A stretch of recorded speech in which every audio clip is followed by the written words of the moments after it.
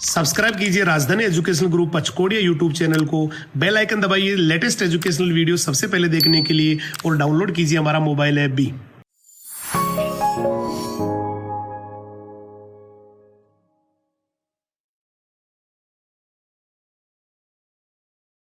जय हिंद, जय राजधानी। मैं हेमंत कुमार सिंह, आपका बायोलॉजी मेंटर, एक बार फिर से हमारे YouTube चैनल राजधानी एजुकेशनल ग्रुप के YouTube चैनल पे आपका स्वागत करता हूं। और आज का जो हमारा फ्रेश टॉपिक है, आज हम न्यू टॉपिक की ओर बढ़ने जा रहे हैं। हमारा न्यू चैप्टर जो है NCERT का, उसको स्टार्ट करने जा रहे हैं। और ये बहुत ज़्यादा इंपॉर्टेंट चैप्टर कंसिडर किया जाता है, क्योंकि every year from the point of view the NEET exam, any medical exam, ये जो सेल डिवीजन, कोशिका विभाजन का जो चैप्टर है वो बहुत ज़्यादा इंपॉर्टेंट होता है, क्योंकि यहाँ से जो है इस सेल डिवीजन वाले पर्टिकुलर पोर्शन से 2 क्वेश्चन जो हैं एवरी ईयर जो हैं अराइज होते हैं, राइट। बहुत ज़्यादा कंसेप्चुअल चैप्टर है, यहाँ पे बहुत ज़्यादा थ्योरेटिकल अप्रोच हमें नहीं अप्लाई करना है, हर चीज़ को जो है कंसेप्ट वाइज स्टडी करना है। यहाँ पे बहुत सी चीज़ें ऐसी हैं जो कंसेप्ट के बिहाफ पर ही हम क्या कर सकते हैं, उसको सीख सकते हैं। चलिए हम लीड करते हैं। हमारा जो टॉपिक है वो क्या है, सेल डिवीजन, कोशिका विभाजन। मैं पहले आपको ये बताना चाहूँगा कि ये जो सेल डिवीजन होता है स्टूडेंट, बेसिकली हम इसको किस तरह से डिफाइन कर सकते हैं, या पर्टिकुलर कौन कौन से ऐसे हिस्टोरिक फैक्ट होते हैं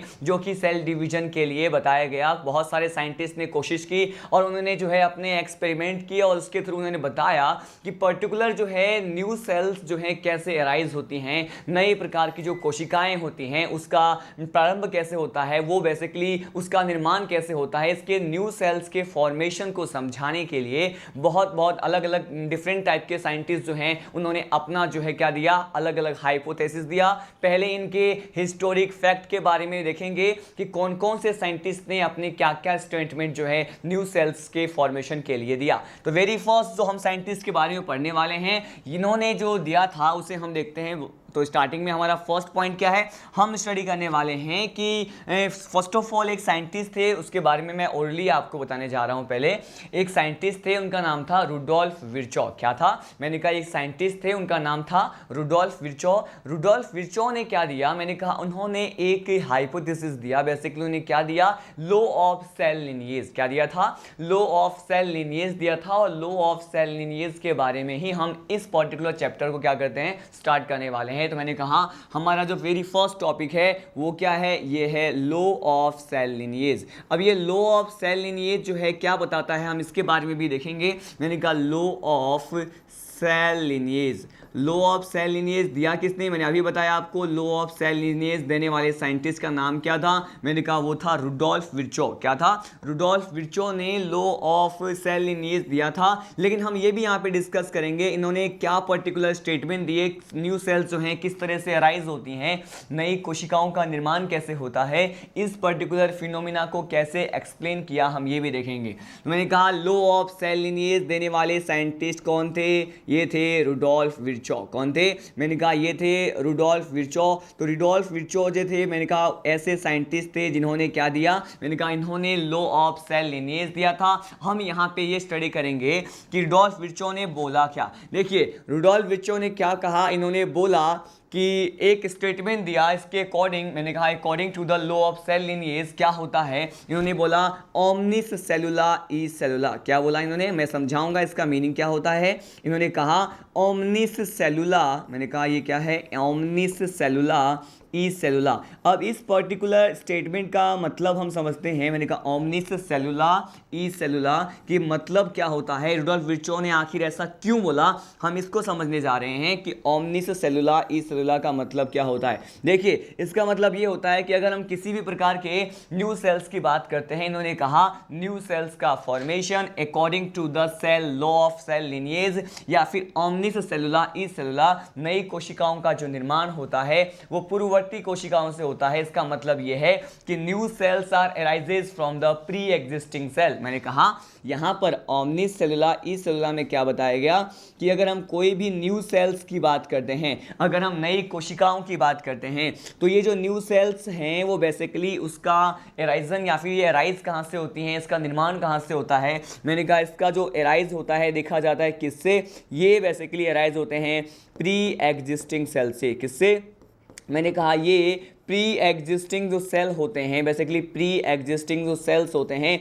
जो पहले से ही पर्टिकुलर बने हुए होते हैं, तो उसी से ही न्यू सेल्स का क्या होता है, एराइज देखा जाता है। मतलब नई कोशिकाओं का निर्माण पूर्ववर्ती कोशिकाओं से होता है। अब देखिए इसी पर्टिकुलर टॉपिक को हम लीड करेंगे। मैंने यहाँ पे न्यू सेल्स कैसे बनते हैं ये तो हमने according to Rudolf Virchow study किया है। बेसिकली हमने ये देखा कि रुडोल्फ विर्चो ने क्या बोला कि जो न्यू सेल्स हैं वो प्री एग्जिस्टिंग सेल से ही क्या होते हैं, मैंने कहा एराइज होते हैं। अब हम स्टडी करने वाले हैं नेक्स्ट साइंटिस्ट के स्टेटमेंट के बारे में।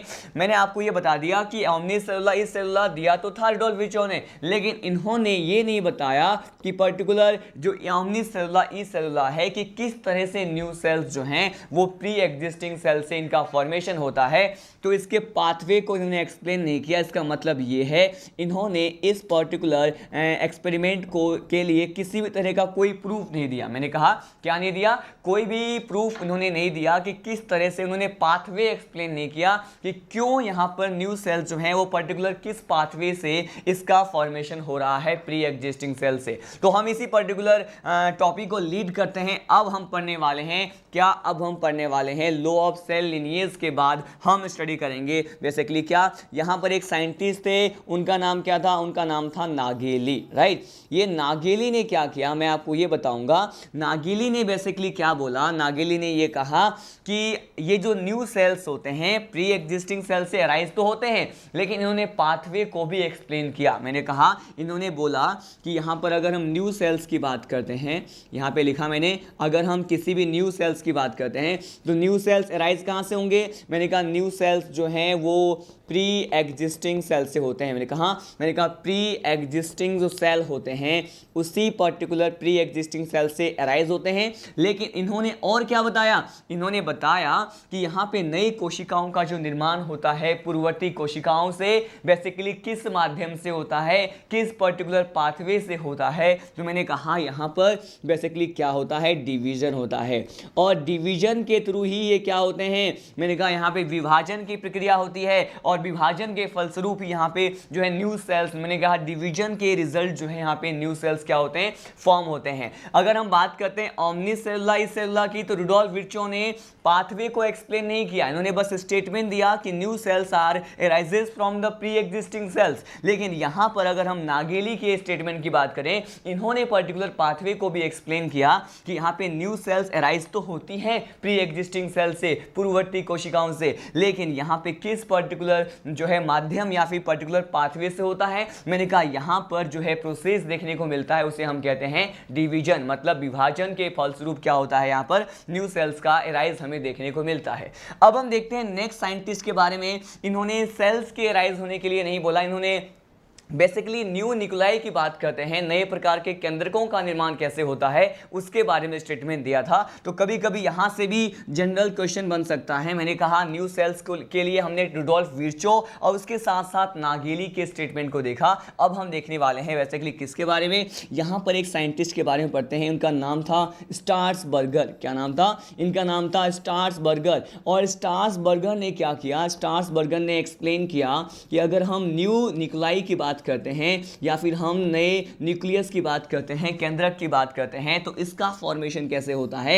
इन्होंने कहा कि जो न्यू न्यूक्लाई होते हैं is also arises from the pre existing nuclei. मैंने कहा नए प्रकार के केंद्रकों का निर्माण जो है वो बेसिकली किससे होता है, पहले से ही विद्यमान केंद्रक से होता है, प्री एग्जिस्टिंग न्यूक्लाई से होता है। ये स्टेटमेंट स्ट्रासबर्गर ने दिया था। आपको इंडिविजुअली सेपरेटली हर एक साइंटिस्ट के स्टेटमेंट को अलग अलग वे में याद करना है। मैंने कहा बेसिकली अगर स्ट्रासबर्गर की बात करें, इन्होंने बोला न्यू न्यूक्लियस जो होते हैं या फिर न्यू न्यूक्लाई जो होते हैं वो जनरली किससे होते हैं। मैंने कहा ये अराइज होते हैं pre existing, right, pre existing. मैंने कहा प्री एग्जिस्टिंग न्यूक्लाई से क्या होते हैं, ये अराइज होते हैं। हम वन मोर टाइम इन सभी पॉइंट्स को जो है रिवाइज करने जा रहे हैं कि मैंने आपको क्या क्या बताया। यहाँ पर हम पर्टिकुलर जो सेल डिवीजन का टॉपिक, कोशिका विभाजन का टॉपिक पढ़ रहे हैं, इसमें मैं आपको बता रहा हूँ फर्स्ट ऑफ ऑल किसके बारे में, लॉ ऑफ सेल लिनिएज के बारे में। लॉ ऑफ सेल लिनिएज की बात करते हैं, देने वाले साइंटिस्ट कौन थे? Rudolf Virchow. इन्होंने क्या बोला इस लॉ में?